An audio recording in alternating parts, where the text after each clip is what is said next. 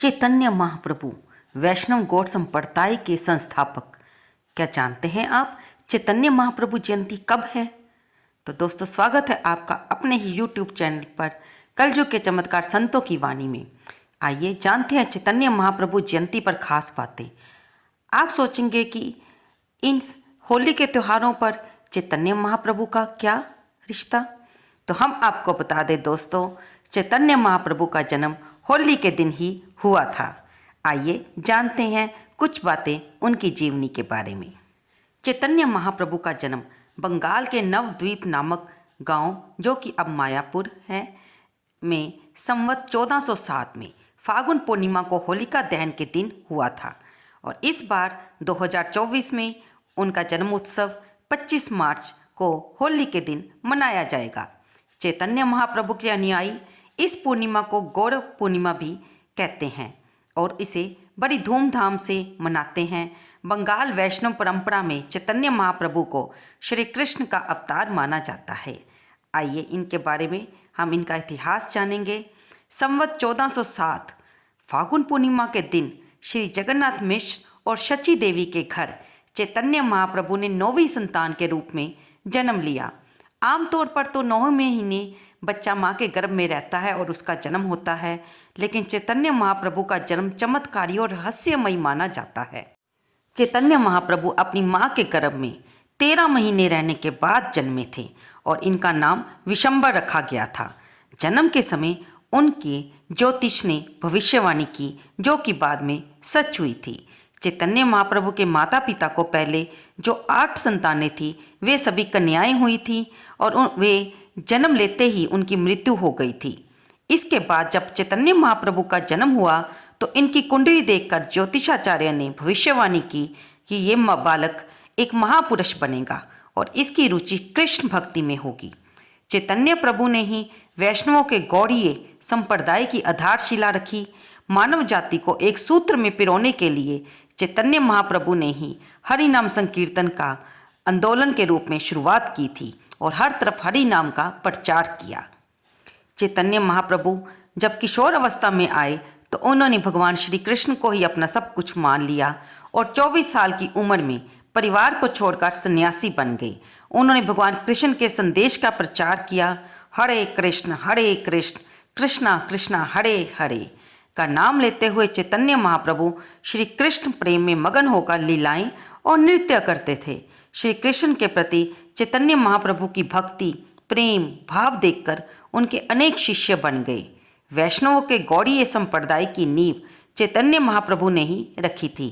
इनकी 2 पत्नियां थी। पहली पत्नी की सर्पदंश से मृत्यु हो गई थी।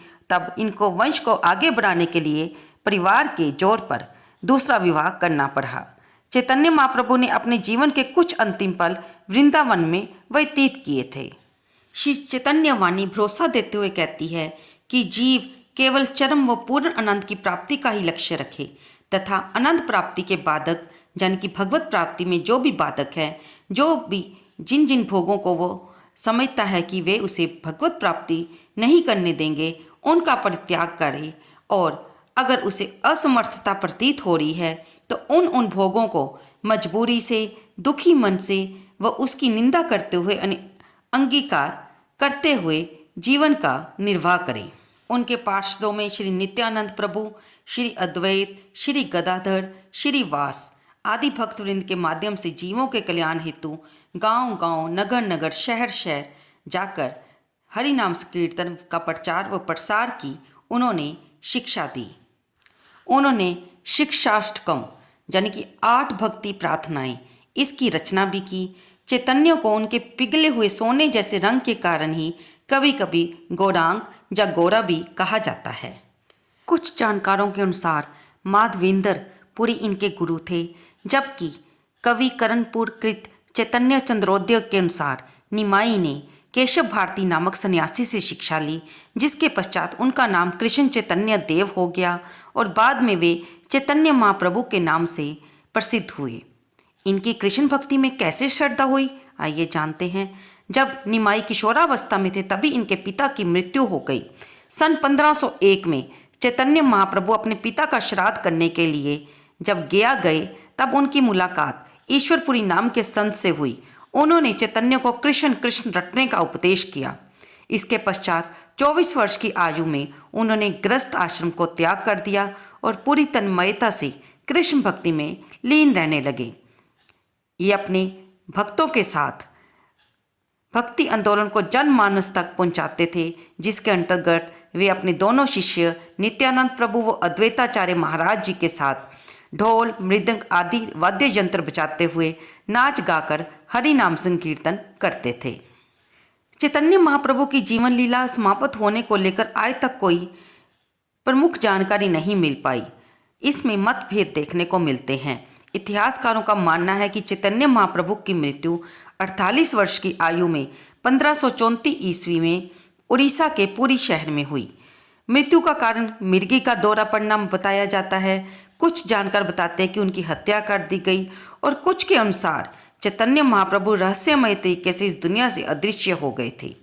लेकिन ये निश्चित है कि चैतन्य महाप्रभु की जयंती होली के दिन ही मनाई जाती है, गौर पूर्णिमा जिसे कहा जाता है, और इस बार ये 25 मार्च को चैतन्य महाप्रभु जयंती मनाई जाएगी। चैतन्य महाप्रभु को कुछ लोग श्री राधा का अवतार भी मानते हैं और बंगाल के वैष्णव साक्षात पूर्ण ब्रह्म कहते हैं। वे भगवान श्री कृष्ण के अनन्य भगत थे। जिस समय वे श्री कृष्ण के विरह में उन्मुक्त होकर विलाप करते, उस समय ऐसा कहा जाता है कि पत्थर भी दिल भी पिघल जाया करते थे। उनके जीवन का उद्देश्य भगवान श्री कृष्ण की भक्ति व नाम का प्रचार करना ही था। उनका उपदेश था कि साधकों की अभिलाषा किस प्रकार होनी चाहिए। वे बताते हैं कि हे जगदीश्वर, मुझे ना धन चाहिए, ना बल चाहिए, ना जनबल चाहिए, ना सुंदर स्त्री चाहिए, ना कवित्व शक्ति चाहता हूँ। हे जगदीश्वर, मैं केवल यही चाहता हूँ कि मेरी तो जन्म जन्मांतर तक आप परमेश्वर के चरणों में अहेतु की प्रीति और भक्ति बनी रहे। घोर संसार सागर में पड़े हुए मुझ सेवक को कृपापूर्वक अपने चरण कमलों में लगे हुए एक रजकण के समान समझ लें। हे प्रभु, वह दिन कब होगा जब तुम्हारा नाम लेने पर मेरे नेत्र निरंतर बहते हुए आंसुओं की धारा से सदा भीगे रहेंगे। मेरा कंठ गदगद होने के कारण मेरे मुख से रुक रुक कर वाणी निकलेगी और मेरा शरीर रोमांच से भर जाएगा। हे नटखट श्री कृष्ण, चाहे मुझे गले से लगाइए अथवा पैरों से लिपटी हुई मुझको चरणों तले दबाकर पीस डालें, अथवा मेरी आंखों से ओझल रहकर मुझे मनमात दुखी करें। वह जो कुछ भी करे, मेरा प्राणनाथ तो वही है, दूसरा कोई और नहीं। तो दोस्तों, ये थे भगवान श्री कृष्ण के प्रति महाप्रभु चैतन्य की भक्ति, जिसे कि हमने आपके सामने प्रस्तुत किया। अगर आपको इसमें कुछ भी अनुचित लगा हो तो मैं क्षमा प्रार्थी हूँ। संतों के चरणों में मेरा कोटि कोटि प्रणाम। आज होली के परम पावन दिवस पर महाप्रभु चैतन्य को अवश्य याद करें और उनके चरणों में कोटि कोटि प्रणाम करें। आपको ये वीडियो कैसी लगी, कृपया इसे लाइक करें, शेयर करें और कमेंट बॉक्स में जय महाप्रभु लिखना बिल्कुल ना भूलें। धन्यवाद दोस्तों।